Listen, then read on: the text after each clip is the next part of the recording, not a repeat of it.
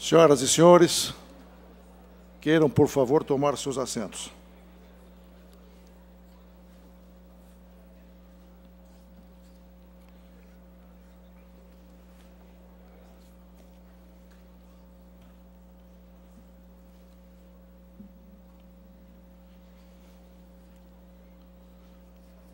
Nós vamos dar início agora ao terceiro painel, que, na verdade, como se percebe da organização, é uma continuidade do painel anterior quanto à temática, embora, evidentemente, com a participação de outros painelistas. E é por isso que eu tenho o prazer de convidar para compor a mesa, desde logo, o senhor Arthur Henrique da Silva Santos, presidente da CUT. Tenho o prazer, igualmente, de convidar para compor a mesa o senhor João Carlos Gonçalves Juruna.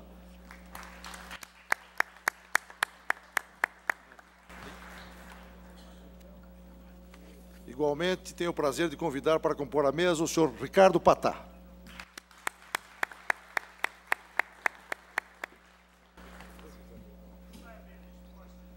Igualmente, tenho o prazer de convidar para compor a mesa o professor José Pastore.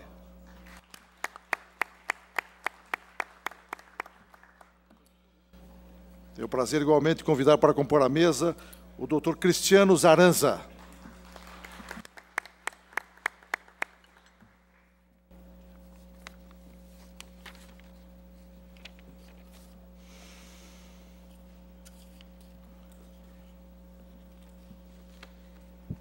Para este painel,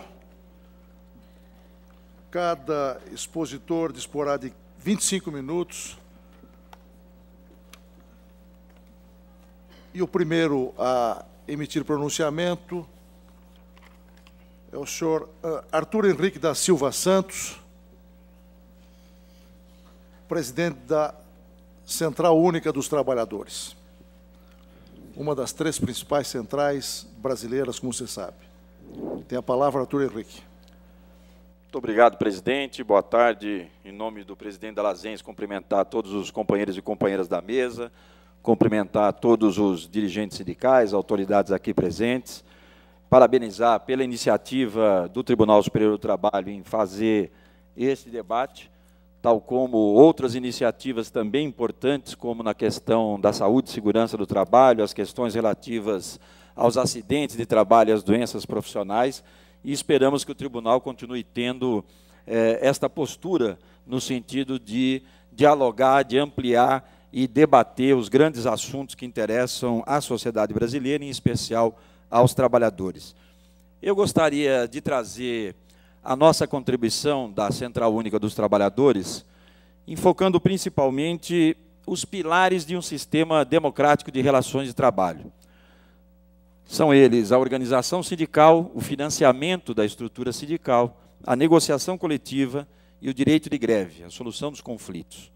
E em cada um desses pontos gostaria de trazer uma análise que a CUT faz da situação atual em cada um desses pontos e também a proposta que nós temos de mudança da estrutura sindical brasileira em cada um desses pontos. Acho que isso ajuda e colabora com o debate que temos feito no sentido de fortalecer as entidades sindicais, fortalecer a luta e a organização da classe trabalhadora no Brasil. Primeiro, em relação à organização sindical. Qual é a situação que nós temos hoje?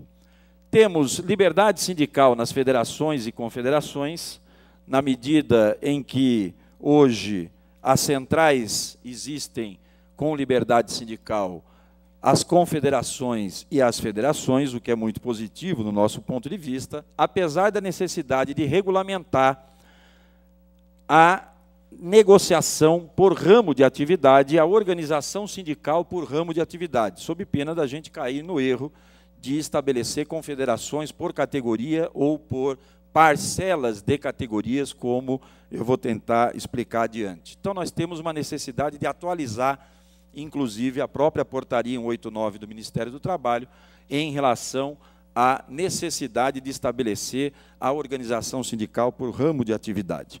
Mas, nos sindicatos de base, que são, na verdade, a base da constituição das federações e depois das federações para as confederações, o que nós temos assistindo é um verdadeiro caos e a verdadeira bagunça generalizada que nós temos hoje no Brasil em relação à criação e proliferação de sindicatos de base que vem acontecendo no Brasil. Quem decide hoje se um sindicato pode existir ou não é o Ministério do Trabalho e Emprego, as suas notas técnicas, chegando ao absurdo de se aprovar divisão dos atuais sindicatos existentes sem ouvir os próprios trabalhadores, ou seja, os maiores interessados. Não há mecanismo de consulta, não há plebiscito, não há nenhum mecanismo que estabeleça que os próprios trabalhadores possam se manifestar em relação, por exemplo, ao desmembramento de uma entidade sindical ou à criação de uma categoria. O que nós temos assistido hoje, nesse sentido, é simplesmente alguém resolve fundar um sindicato sem nenhuma representatividade de uma categoria qualquer, mesmo que exista hoje uma categoria que está mais ligada à criatividade do brasileiro, como disse aqui na parte anterior um dos palestrantes, dividindo inclusive sindicatos representativos com mais de 20, 30, 40 anos de existência, bastando para isso fazer uma assembleia em que resta aos trabalhadores e ao sindicato existente a única tentativa de chamar alguns seguranças para tentar impedir a realização de uma assembleia, que, aliás, nem sempre é possível fazer, porque a assembleia não existe. Em muitos casos, é uma assembleia fantasma. É necessário, portanto, em primeiro lugar, discutir regras claras de representatividade sindical em relação à criação de sindicatos da forma como nós temos hoje no Brasil. Isto para nós não é liberdade sindical. Pode ser libertinagem sindical, mas não liberdade sindical. Defendemos que os sindicatos têm que ter representatividade, têm que ter sócios, e sócios livremente, que adiram livremente, espontaneamente à sindicalização desses sindicatos. Os companheiros que defendem a unicidade sindical existente hoje, da forma como ela está hoje, não se dão conta de que temos uma verdadeira proliferação de sindicatos, na maioria das vezes sem representatividade, sem sócio, pior, sem democracia, sem liberdade e principalmente sem a participação dos trabalhadores. Eles dizem que a Convenção 87 vai trazer mais pluralidade e vai incentivar os sindicatos por empresa, como acontece em alguns países que ratificaram a Convenção 87. No entanto, se você pegar os exemplos de países da América Latina ou da América Central, que ratificaram a Convenção 87, as regras existentes e a lei existente nesses países é incoerente com a Convenção 87, porque estabelece, por exemplo, que só pode ter sindicato em empresas com mais de 30, 40 ou 50 trabalhadores, quando na maioria as empresas têm menos trabalhadores do que isso, formais, com carteira assinada e, portanto, em condições de construir e constituir um sindicato. E qual é a situação no Brasil hoje? Com esta unicidade sindical que nós temos hoje. Nós temos dezenas de sindicatos numa mesma empresa. Dezenas de sindicatos na mesma empresa. Não é que nós temos uma proliferação de sindicatos por categoria porque está aumentando a representação sindical. Nós temos em várias empresas, e nós somos contra sindicato por empresa, mas hoje a situação atual é de você ter dentro de uma mesma empresa diversos sindicatos, 10, 15, 20 sindicatos negociando, às vezes não negociando, mas assinando determinado acordo coletivo dentro daquela mesma empresa. Sindicatos que representam parte de categorias. Sindicato dos psicólogos clínicos. Sindicato dos artistas sertanejos. Nada contra, meu amigo Gonzaguinha. Muito pelo contrário. No entanto, sindicato de artistas sertanejos é porque nós vamos criar um sindicato de artistas roqueiros. Sindicato de artistas de música pop. É essa a estrutura sindical que nós queremos criar para fortalecer a estrutura sindical brasileira? Sindicato, eu peguei este ontem muito, proprietários de cavalo puro sangue inglês de corrida. Olha a quantidade de sindicato que eu posso criar aqui. Sindicato de proprietários de cavalo puro sangue de corrida. Posso criar um sindicato só de puro sangue, outro de corrida, outro de... Pois bem, Proposta da CUT. Primeiro, nós também entendemos que é fundamental a aprovação da ratificação da Convenção 87 da OIT, que garante liberdade e autonomia sindical. Porém, é preciso garantir também, junto, sindicato por ramo de atividade, a negociação por ramo de atividade. E aqui nós vamos fazer esse debate com o setor empresarial, que continua tendo aquela velha proposta de fazer a descentralização das negociações e sindicato por empresa, que todas, a maioria das centrais sindicais, são contrárias a isso. Atualização da portaria 189, como eu já disse, e as regras para a representatividade, para definir, inclusive, quem negocia os acordos coletivos. Segundo ponto, financiamento. Quero aqui deixar muito clara a posição da CUT para não ter dúvida. Hoje, nós chegamos a ter trabalhadores não associados a um sindicato, que em alguns exemplos chegam a pagar próximo de 50% do salário de um ano do trabalhador, 50% do salário dele, para um sindicato, através da taxa confederativa, que devia valer só para sócios, segundo a jurisprudência, eu não concordo, mas deveria valer só para sócios. No entanto, alguns sindicatos fazem acordo com as empresas, não me pergunte a que preço, para descontar de todos os trabalhadores uma taxa confederativa de 1,5% ao mês, o que dá 18% ao ano. Taxa assistencial varia de acordo com o sindicato e dependendo do sindicato, pode variar de 1% a 10%, alguns sindicatos cobram um dia de salário, tem sindicato que cobra 2, tem sindicato que cobra 3. Eu começo a entender por que alguns sindicatos têm problema de se dar ampla publicidade aos acordos coletivos, como a gente tem dificuldade no Brasil hoje. Tem sindicato que fechou a negociação coletiva, a campanha salarial, os trabalhadores não recebem o aumento 2 meses seguintes, recebem por abono. E os encargos sociais dos 2 meses posteriores à data base, que a empresa deixou de pagar, são divididos entre a empresa e o sindicato. Isso acontece no Brasil hoje. Então nós temos que começar também a debater que a taxa assistencial que era para ser cobrada dos trabalhadores para prestar, que o sindicato presta assistência jurídica ou assistência dentária, né? Vargas, papel de colaboração de classe do sindicato. Vários sindicatos acabam se utilizando, por não existir outra, da contribuição ou da taxa assistencial para aprovar em assembleias do acordo coletivo, próximo das negociações, portanto, em muitos deles abre-se corretamente o período para oposição por carta individual no prazo legal de 10 dias. O que acontece hoje? O Ministério Público impede que o sindicato cobre dos não sócios. Portanto, incentiva aquelas cartas padrão de vários RH de empresas que existem no Brasil hoje e mandam o mensageiro levar de balde aquele monte de carta assinada padrão, todas iguaizinhas, para o sindicato, para não permitir que haja o desconto. Ou seja, olha o absurdo que nós estamos passando no Brasil. O Ministério Público, que o trabalhador tem o mesmo direito da negociação coletiva, estabelecida por acordo coletivo, não pode ser cobrado porque, segundo o Ministério Público, nós já temos o imposto sindical, portanto, o imposto sindical você não pode cobrar de quem não é sócio. E, portanto, quem hoje está recebendo os benefícios do acordo coletivo não paga nada. E eu pergunto, para que nós temos uma legislação que quer incentivar sócio de sindicato? A lei no Brasil hoje incentiva a não ser sócio. Para que o trabalhador vai ser sócio do sindicato? Com essa estrutura sindical que nós temos hoje? Para nada. Para que eu vou ser sócio do sindicato? Pagar a mensalidade sindical, se eu vou ter o mesmo benefício de você, bobão, que paga o sindicato todo mês.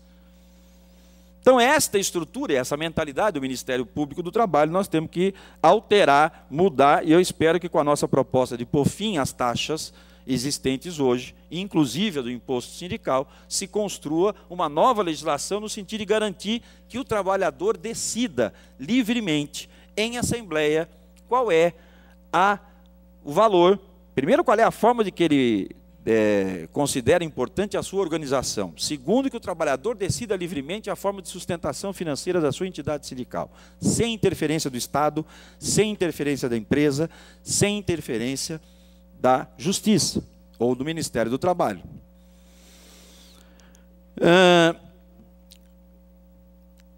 todo esse sistema, a gente se pergunta para que um sindicato vai se esforçar para ter mais sócios e ser mais representativo, se ele pode ter hoje apenas 100 sócios, numa base, por exemplo, de 10 mil trabalhadores, onde ele vai receber um dia de salário dos 10 mil trabalhadores, mas só vai precisar tratar muito bem os 100 sócios que vão, inclusive, ao final, votar na eleição para manter a atual diretoria.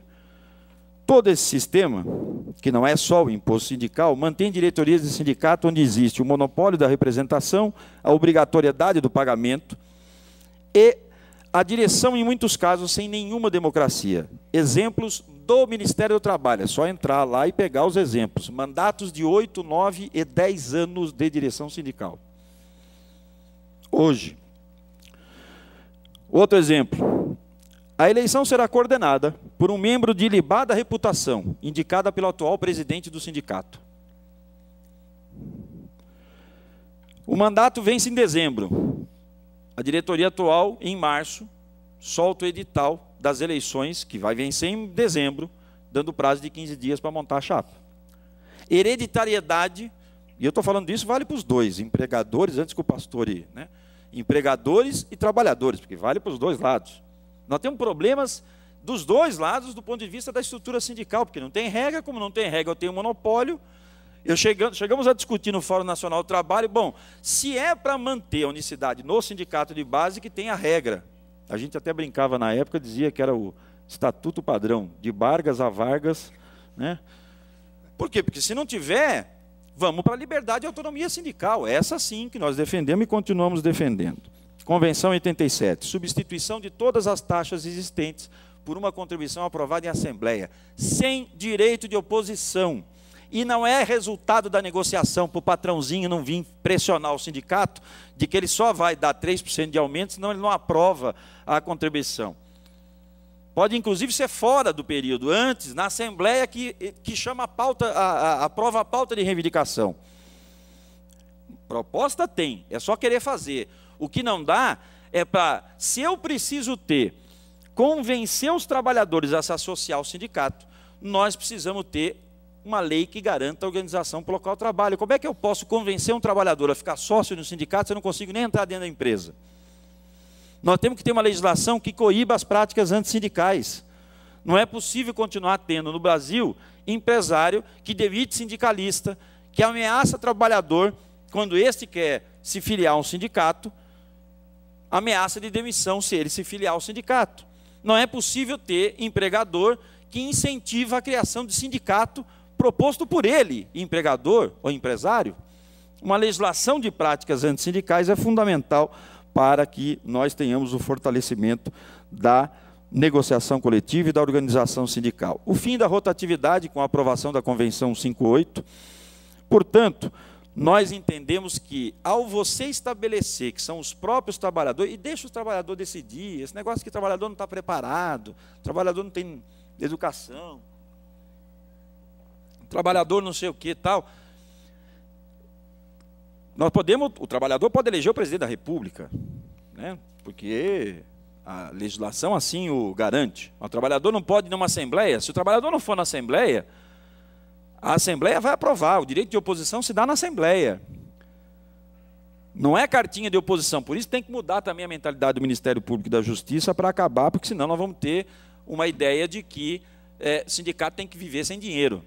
Eu topo, desde que o Sistema S passe tudo que tem no Sistema S para o movimento sindical, para nós, as centrais sindicais, está resolvido o problema, porque nós também não vamos acabar com o movimento sindical e nem com os sindicatos de base.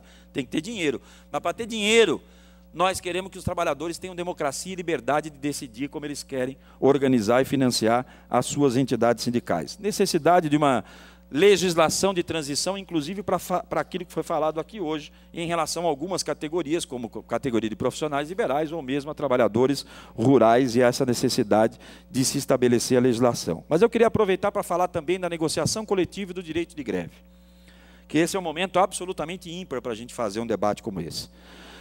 A emenda 45 da reforma do Judiciário avançou em algumas coisas que a gente queria e não avançou nas outras. Não tem nem a obrigatoriedade da negociação coletiva e não tem ultratividade dos acordos coletivos. Mas eu sou obrigado, se necessário for pedir um dissídio, o fazê-lo de comum acordo entre trabalhadores e empregadores. Bom, ao não ter as outras duas coisas, olha a situação que nós temos hoje. Se você tem um empregador que se recusa a negociar, seja ele um gestor público ou o empresário, ou não tem boa fé na negociação coletiva, qual é o papel do sindicato? Um sindicato que tem poder de mobilização e de organização vai e chama a greve. A hora que ele vai fazer a assembleia para chamar a greve, entra com interdito proibitório. Me proíbe de chegar perto da empresa a 200 metros. Eu, por exemplo, hoje, está aqui os companheiros de São Bernardo, não posso fazer manifestação na Anchieta, como presidente da CUT. E é lógico que faço. E continuo fazendo e vamos continuar fazendo. Mas é um absurdo, direito de manifestação, não pode. Um banco, e aqui tem vários que nós já negociamos, e todo ano fazemos greve, todo ano entra com interdito proibitório. Se abstenha de chegar próximo à sede de qualquer agência do Banco Bradesco, 200 metros. Como é que eu vou conversar com o trabalhador para dizer... essa mentalidade de quem acha que nós estamos ainda no século passado, ou no sindicalismo, no velho sindicalismo, que fazia assembleia dentro do sindicato. Nós fazemos assembleia na porta das empresas. Nós não fazemos assembleia na porta do sindicato, onde só vai meia dúzia. Nós fazemos assembleia na porta das empresas, na porta dos locais de trabalho. Ao não ter a ultratividade dos acordos, olha a seguinte situação. A empresa entra com o pedido de, quando eu falo que vou fazer greve, a empresa entra com o pedido de julgamento da greve. O tribunal julga a greve, na grande maioria das vezes, ilegal. Manda voltar no outro dia, sob pena de pagar multa de 200 a 300 mil reais por dia. Acabou o direito constitucional de greve. Acabou o conflito. Aquilo que era para ser tirar o papel do Ministério da Justiça e do Trabalho e ter o papel da correlação de forças entre a relação capital-trabalho, nós estamos transformando em enterrar o direito constitucional de greve no Brasil, com interdito proibitório e com essa situação que está colocada. Um sindicato que não tenha poder de mobilização e não consiga organizar os trabalhadores para fazer uma greve, esse, coitado, como não pode pedir dissídio, porque é só em comum acordo, está esperando até hoje o que vai acontecer com a sua base. Ou vai aceitar qualquer proposta que o empresário vier a fazer num sindicato que não tenha poder de mobilização e de organização. Portanto, nós precisamos rediscutir isso. Não tem regulamentação da Convenção 151 da OIT. Nós aprovamos com muito custo, a unidade das centrais sindicais aprovou a Convenção 151, no governo Lula foi encaminhado, foi aprovado pelo Congresso. Nós estamos agora na fase de regulamentar a negociação coletiva. Milhões e milhões de trabalhadores do setor público não têm direito à negociação. Tem greve durante 2, 3 meses para o gestor público receber a pauta de reivindicação. Não é para dizer se concorda ou não concorda, se vai ter negociação, não é para receber a pauta. Em nome da lei de responsabilidade fiscal, eu não preciso responder nada, nem a pauta eu recebo. E nós temos 2, 3 meses de greve na área do serviço público. E o Ministério Público quer discutir o direito de ir e vir, o direito das pessoas, dos servidores públicos. Ótimo, eu também quero discutir isso, mas também tem que discutir qual é o direito dos trabalhadores, servidores públicos, federais, estaduais e municipais a ter direito à negociação coletiva. Isso é incompatível com um país como o nosso, sexta economia do mundo, não ter até hoje regulamentação da negociação coletiva dos servidores públicos. Portanto, nós precisamos atualizar, presidente, a emenda 45, com a obrigatoriedade da negociação coletiva. É obrigatória a negociação, não é obrigado a fazer acordo, é obrigatória a negociação, tem que sentar com boa fé na negociação coletiva, os dois lados, mas tem que sentar para negociar com boa fé. Regulamentação da Convenção 51 da OIT, contrato coletivo nacionalmente articulado, e aqui eu não vou repetir o que falou na mesa da manhã o Siqueira. Se nós não mudarmos a estrutura sindical para garantir, aí os empresários querem morrer com isso, porque querem só descentralizar, cada vez mais descentralizar. Lógico, quanto melhor, quanto mais 15 sindicatos tiver numa mesma empresa, melhor para o setor empresarial. Nós achamos que não. É o contrário. A experiência tem demonstrado que nós podemos sim fortalecer a negociação coletiva, criando sindicato nacional por ramo de atividade, ou as confederações terem esse papel da negociação nacional por ramo de atividade. Por que nós precisamos ter sempre a descentralização da negociação coletiva e não a centralização da negociação e os sindicatos de base com muita organização para o local de trabalho, com menos diretoria, porque tem umas diretorias hoje que são inchadas, não precisa ter tanta gente na diretoria, e precisa ter mais gente na base, mais gente na organização para o local de trabalho. Direito de greve e solução dos conflitos. Eu já falei um pouco, mas quero aqui... o que nós estamos assistindo hoje é um crime contra a organização sindical. Se não tiver um debate sério, aqui é o melhor lugar para fazê-lo, nós corremos o risco, e aqui eu estou vendo vários ministros, de estar enterrando o direito constitucional de greve. Nós temos situações com multas, não só absurdas do ponto de vista dos valores, mas multas diárias, em nome, às vezes, da direção do sindicato, e nós já chegamos a ter multas, como no caso do Estado de São Paulo, em relação aos professores da POSP, do Estado de São Paulo, multa para a presidenta do sindicato. Pessoalmente. Então, é preciso, isso compactua com um processo de liberdade sindical, de autonomia sindical, de independência sindical que nós defendemos para fortalecer a negociação coletiva no Brasil. As decisões dos tribunais normalmente são as seguintes: mantenha 70% a 90% dos trabalhadores quando você chama e faz e aprova uma greve. Você tem que manter os trabalhadores trabalhando 70% a 90%. Alguém aqui pode me explicar como é que eu faço greve com 90% dos trabalhadores trabalhando? Aqui tem gente da OIT, isso está acontecendo no Brasil, sexta economia do mundo, em termos de PIB. Sexta economia do mundo. Então, isso está acontecendo hoje. É essa a situação que nós temos hoje no Brasil. Mantenha 90% dos trabalhadores trabalhando. Portanto, eu tentando aqui dialogar com os 4 pilares que nós consideramos essencial: negociação coletiva, financiamento, organização sindical e direito de greve, penso que nós temos que trabalhar com uma proposta de mudança da estrutura sindical brasileira, porque aqueles também que acreditam que nós temos que manter do jeito que está, é para manter a situação atual. E não venha me dizer que foi esta estrutura sindical que elegeu o Lula, porque foi esta estrutura sindical que nós não conseguimos eleger o Lula durante 4 vezes. Ele tentou 4 vezes, se a estrutura fosse tão boa, a gente já tinha ganho na primeira. A unidade das centrais sindicais é fundamental. Agora, nós não confundimos unidade com unicidade sindical. A CUT tem uma diferença. Nós acreditamos e confiamos e queremos a unidade sindical. Só que a unidade sindical tem que ser construída pelos próprios trabalhadores e não uma unidade falsa, como a que a gente tem hoje, imposta pela lei. E que faz com que você tenha a situação que nós estamos descrevendo aqui, de 1,3, não sei se a média já está nessa, na minha época no Fórum Nacional do Trabalho era essa, 1,3 novos sindicatos por dia. Sindicato das costureiras de roupa branca. Não é para dividir o sindicato das costureiras, minha gente. Não. Mas nós chamamos uma assembleia, tinha lá 3 pessoas. Até para dividir o estado do Pará, eu tenho que fazer um plebiscito e ouvir todos os habitantes do Pará, inclusive se aquele concorda ou não. Não é só o estado que vai ser dividido. Ora, para dividir um sindicato, por que eu não tenho que ouvir todos os trabalhadores da base de um sindicato estadual? Se alguém for criar ou desmembrar um sindicato na base de um sindicato hoje existente, por que não tem que ouvir os trabalhadores todos? Tem que ouvir só os 3 que foram na Assembleia?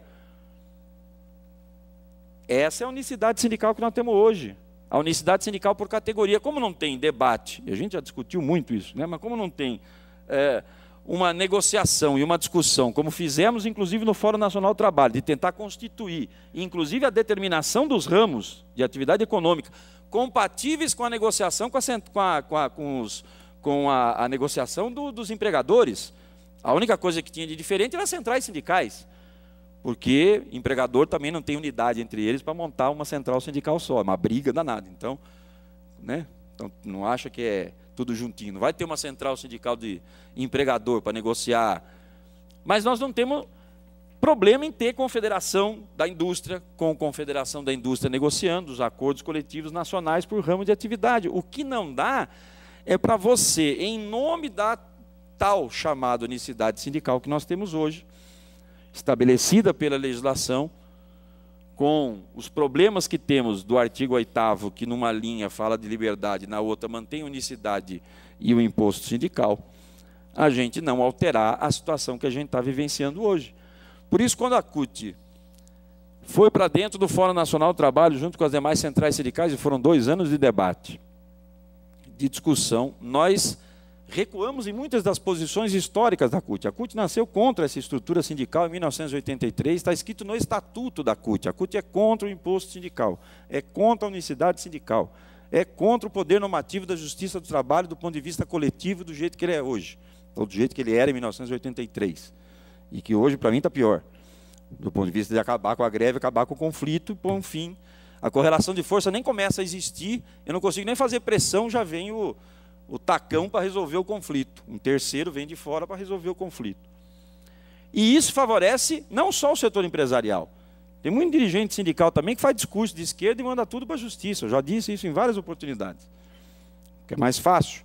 Quando o juiz não dá aquilo que ele está reivindicando, não é culpa minha, foi o juiz que não deu. E quando o juiz dá, não foi o juiz, fui eu que conquistei. Está sempre bem, né? Então, nós queremos sim fortalecer o processo de negociação coletiva, garantir que a organização sindical tenha como principal pressuposto a representatividade. E representatividade é número de sócios de trabalhadores sindicalizados, livremente ao seu sindicato. E nós só vamos ter trabalhador livremente sindicalizado ao seu sindicato se nós mudarmos a cabeça do setor empresarial de que a organização por local de trabalho não é um bicho de 7 cabeças, como nós vamos ver, inclusive, no debate que vai ser feito aqui sobre algumas propostas que estão sendo feitas. A organização por local de trabalho é absolutamente fundamental, porque senão nós vamos continuar fazendo sindicalismo da porta dos locais de trabalho para fora. E nós queremos estar dentro, porque as mudanças no mundo do trabalho estão acontecendo dentro do local de trabalho. E nós não queremos estar dentro do local de trabalho para fazer uma greve por dia. Nós queremos estar dentro do local de trabalho para discutir, inclusive, a organização dos trabalhadores, a democracia, a liberdade, a forma da produção, como acontece, inclusive, com o aumento da produtividade, aonde nós temos exemplos bem-sucedidos de organização por local de trabalho. Tenho a certeza que o TST tem a pesquisa. Aonde é que nós temos menos processos judiciais? Aonde tem mais negociação e organização por local de trabalho? Lógico. Porque onde você tem organização por local de trabalho e negociação, você não precisa mandar tudo para a justiça. Você decide na organização por local de trabalho.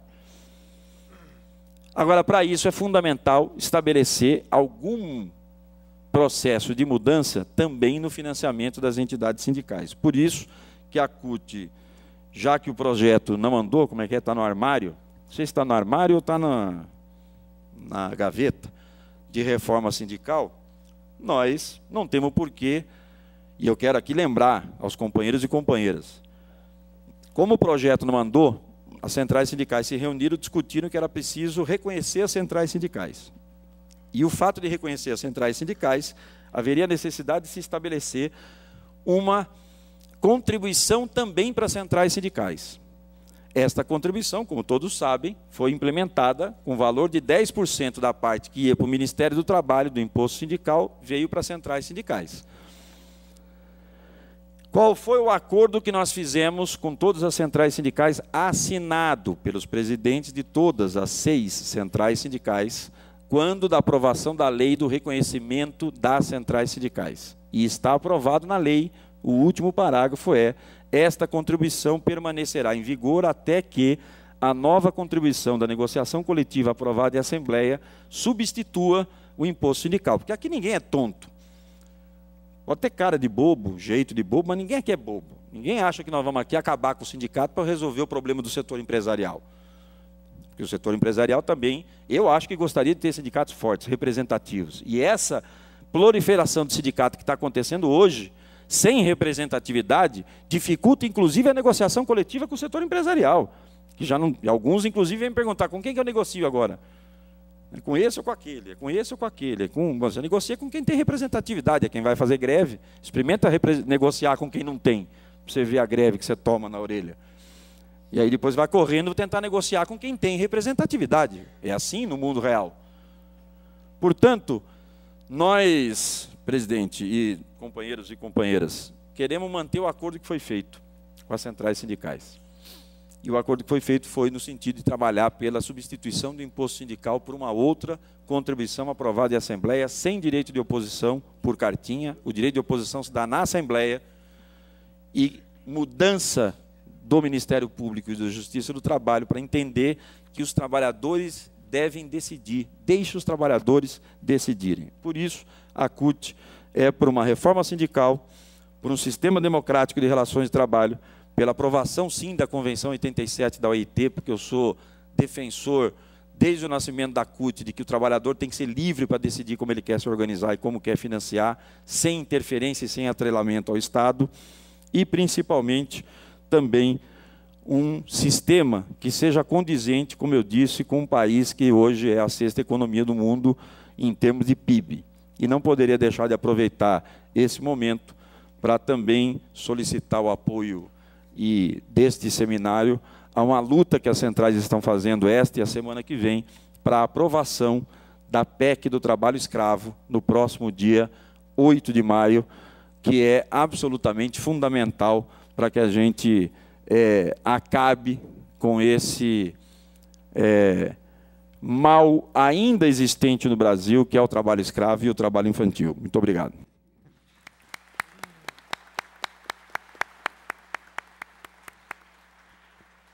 Agradeço o pronunciamento do senhor Arthur Henrique, e antes de prosseguir, devo encarecer aos participantes que as perguntas sejam encaminhadas à mesa por escrito e de forma objetiva, preferentemente com a identificação de quem pergunta e indicando o destinatário. Teremos agora o prazer de ouvir o senhor João Carlos Gonçalves, senhor Juruna, secretário-geral da Executiva Nacional da Força Sindical, também uma das principais sindicais brasileiras. Tem a palavra, Juruna. Uma boa tarde a todos os companheiros e companheiras. Queria saudar o nosso presidente da mesa, o ministro João Orestes Dallazen, saudar os presidentes das nossas centrais sindicais, o companheiro Arthur da CUT, o companheiro Patá da UGT, o companheiro Calixto da Nova Central Sindical, companheiro Wagner, da CGTB, Wagner Gomes, e o companheiro Biraci Dantas de Oliveira, da CGTB. Eu queria aproveitar também, quando eu cheguei aqui, olhei essa corda e lembrei que no dia 1º de maio nós estaremos comemorando o Dia Internacional dos Trabalhadores. E lembrar que Parsons, Engels, Spies, Fischer foram enforcados na luta pela redução do trabalho, e que Ling suicidou-se na prisão. E quando eu olhei também a corda, me lembrei daquilo que já foi dito aqui, o chamado interdito proibitório, que muitas vezes cercam as fábricas e não deixam os sindicatos atuarem com liberdade. Então me deu um certo receio quando olhei essa corda, como que cerceando o direito dos trabalhadores e o direito das organizações por aqueles que acham que podem decidir aquilo que é mais importante para os trabalhadores. Desde já, gostaríamos de deixar claro que, do ponto de vista da força sindical e de grande parte do movimento sindical brasileiro, a questão da unicidade sindical e da contribuição sindical compulsória não são os principais entraves ao pleno desenvolvimento da ação sindical livre neste país. Tentarei situar o debate recorrente entre pluralidade e unicidade e sobre custeio de atividade, fundamentado essencialmente por questões ideológicas ou filosóficas, se preferirem. Dizem respeito ao papel do Estado, ao papel do sindicato, sua natureza, a sua relação com o Estado e com os trabalhadores que representa e com os patrões aos quais, em tese, se contrapõe. A pluralidade sindical defendida parte do pressuposto da liberdade individual, onde cada trabalhador poderia escolher o seu sindicato, se é católico, se é comunista, se é socialista, né? Seria uma coisa do ponto de vista da sua escolha, como se as coisas fossem assim na realidade. E na questão do pagamento, também pagaria do ponto de vista dessa visão da liberdade burguesa. Eu escolho aquele sindicato que é melhor. Eu escolho aquele clube que me dá mais acesso a benefícios. Eu escolho aquele banco que me paga menos juros. Eu acredito que isso leva a gente a pensar que o contrato de trabalho seria como se fosse um trabalhador individualmente se contratando a um patrão ou a um empresário. E ali eles negociam o que ele quer, o que ele não quer, né? Quando, na realidade, nós sabemos que, no direito coletivo, a negociação é coletiva. As conquistas são coletivas, a mobilização é coletiva. Então, não é justo afirmar que só paguem aqueles que são sócios, se, na luta coletiva de uma fábrica, não param só os sócios, param todos os trabalhadores, né? Lutam todos os trabalhadores. Podem perder todos os trabalhadores, como podem ganhar todos os trabalhadores.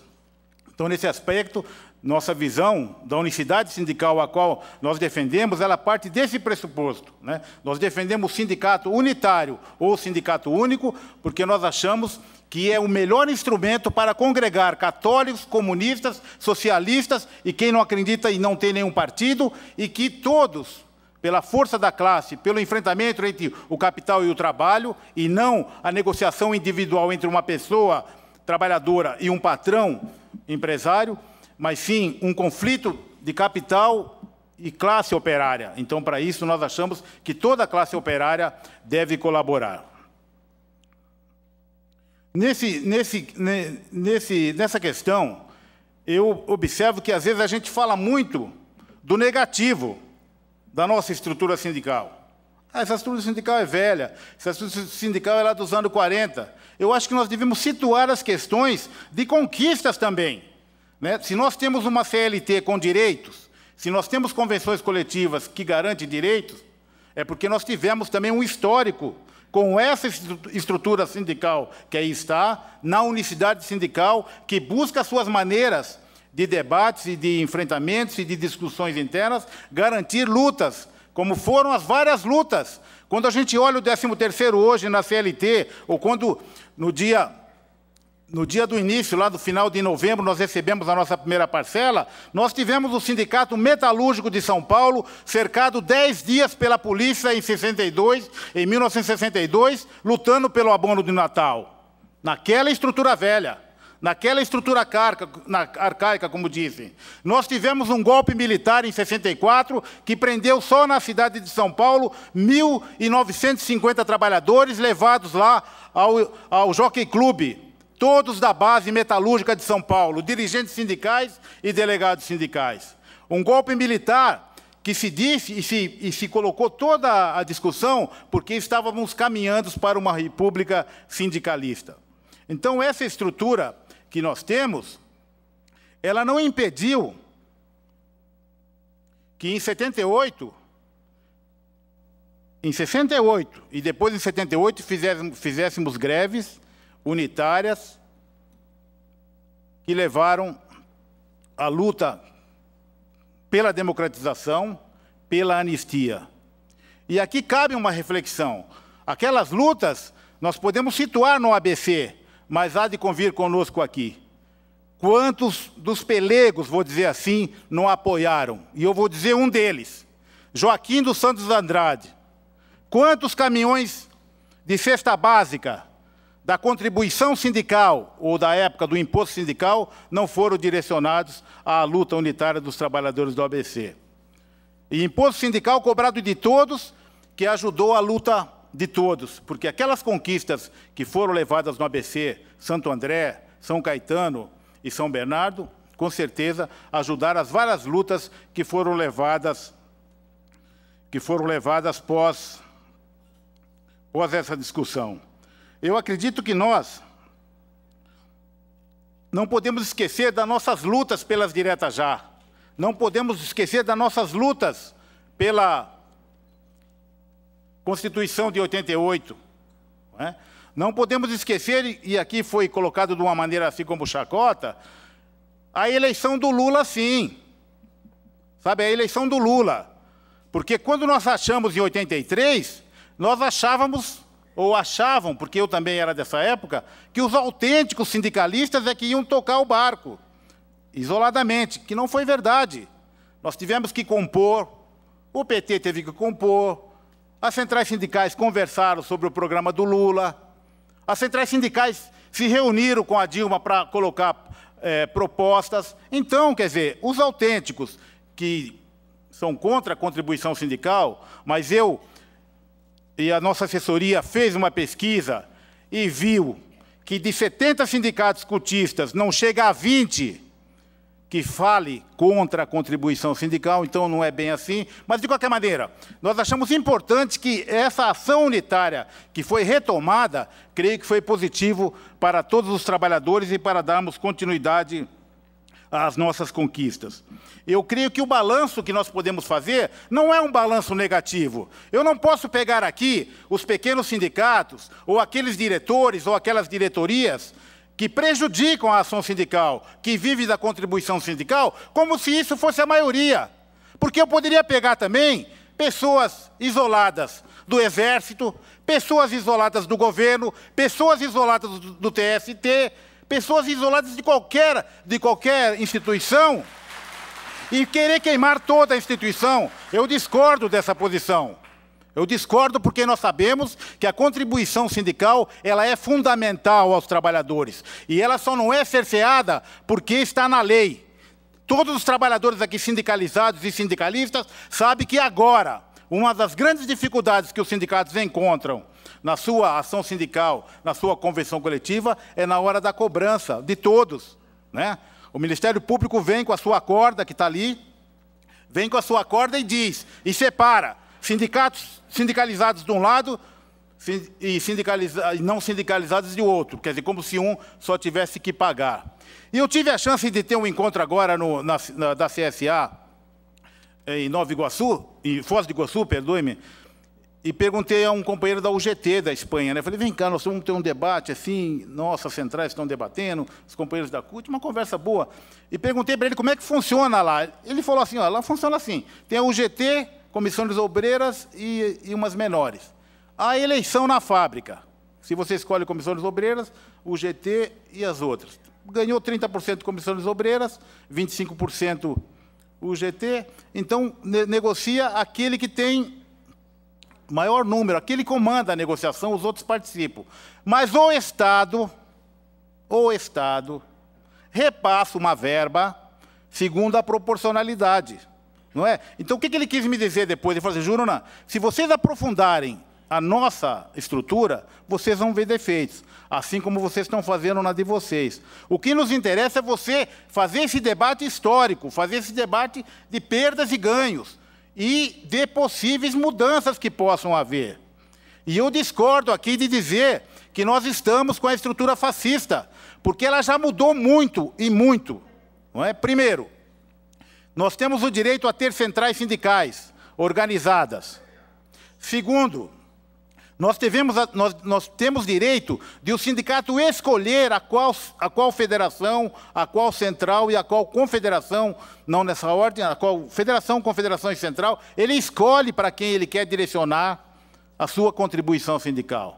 Então, aquela crítica de achar que não vou pagar para quem vai mamar, conversa mole, isso já está superado pela 186. Você pode constituir a sua federação, a sua confederação e fazer a sua central. Então, nós já estamos, na prática, nós estamos caminhando para a tão falada Convenção 87 nos seus direitos. Quer dizer, na prática, nós já estamos dando esses passos. Nós aqui, quando falamos de sindicalização, de índice de sindicalização, até parece que é fácil, assim, de sindicalizar nesse país. Como já bem disse o Arthur, né? Existem dificuldades, não é? Numa grande empresa, numa média empresa, numa região, em outra região.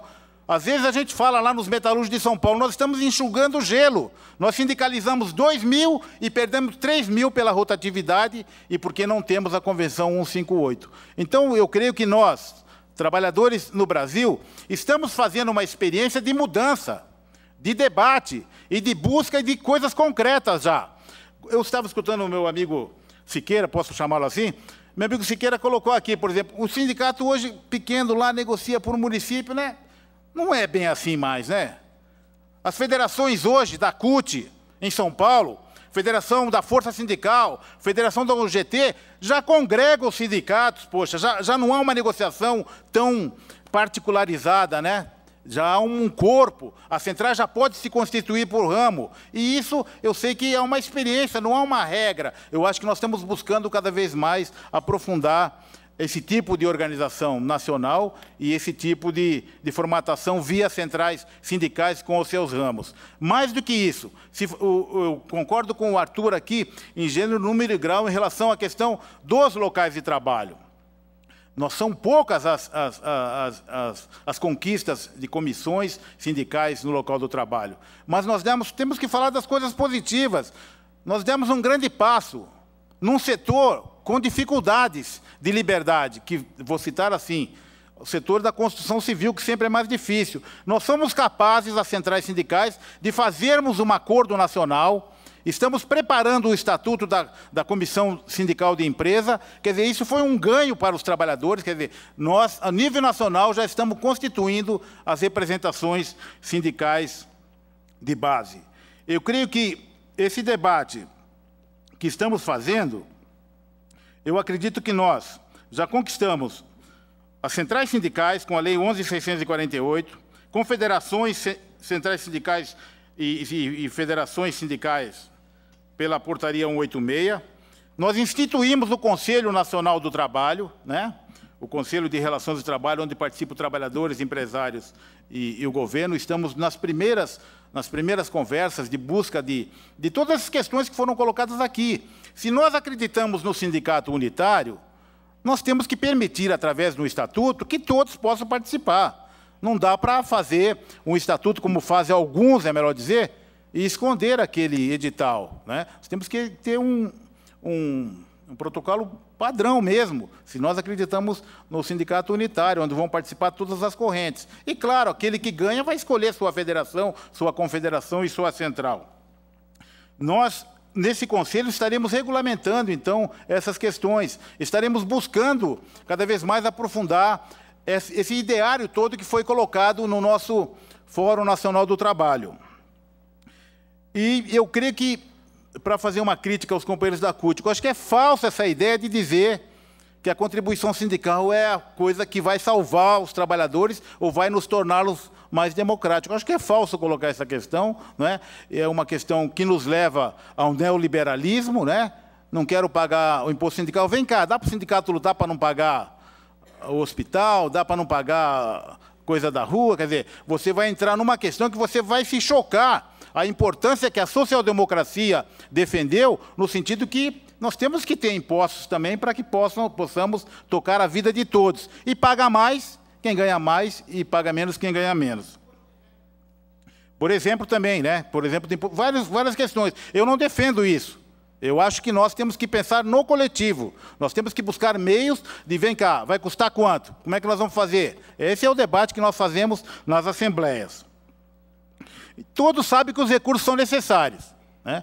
E nós podemos afirmar isso, eu afirmo como força sindical, a força sindical não devolveu a contribuição sindical, não devolve e nenhum sindicato devolve, né? E eu sei que a maioria dos sindicatos filiados à CUT também não devolvem, não é isso? E aplicam bem, eu posso afirmar que aplicam bem, né? Então é importante a gente saber que a contribuição sindical é fundamental para os trabalhadores. Então, na hora que o Ministério Público vai e diz que só paga sindicalizados e não sindicalizados não pagam, ele está tomando partido do patronato. Está dificultando a luta dos trabalhadores. Eu creio que não é justo, é bom que a gente faça o debate para a gente buscar meios que evitem esse tipo de ação. Porque aqui nós estamos falando teoricamente, mas nós temos sindicatos que tiveram que pedir dinheiro emprestado para a federação ou para a central porque não conseguiu recolher. Para encerrar, eu gostaria de reafirmar que o debate sobre a reforma sindical não deve focar-se na falsa controvérsia que eu já disse da unicidade versus pluralidade. É fato que o movimento sindical fortaleceu-se sobremaneira no Brasil. Cresceu a sindicalização, o poder de negociação, as centrais foram reconhecidas e os sindicatos são figura fundamental no arcabouço nosso, institucional do país. Eu acredito que nós deveríamos cada vez mais buscar, para ampliar os sindicatos no local do trabalho, buscarmos entre nós que acreditamos, nós principalmente que acreditamos na unicidade sindical, buscarmos fortalecer o debate de um estatuto unitário que permita que todas as correntes políticas participem das eleições, do debate, das discussões do sindicato unitário, senão nós estaremos empurrando para a proliferação de outros sindicatos, até com o direito, porque aí também já é demais você querer impedir que outras entidades que pensem diferente da sua diretoria ou do seu corpo de associados possam debater no sindicato unitário. E acredito que as centrais sindicais, ao longo desses anos, mostraram maturidade, apesar desse debate que nós estamos fazendo aqui, de algumas divergências, como temos aqui. Salário mínimo com aumento real foi conquista das centrais sindicais.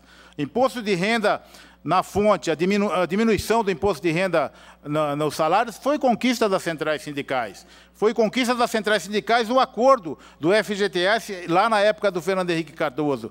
E foi conquista dos trabalhadores a democracia em que vivemos e estar nesse local aqui, debatendo no TST, eu afirmo, como se fosse uma assembleia sindical, assim, plural, com direito à manifestação e a escutar aqueles que querem escutar. Numa assembleia sindical, nós temos sim, nós temos e já tivemos cadeiradas entre nós. Empurra, empurra. É do nosso direito, é a nossa maneira de ser. Mas muitos de nós, mesmo às vezes se agredindo mutuamente, somos capazes de estar na linha de piquete na madrugada do dia seguinte. Obrigado.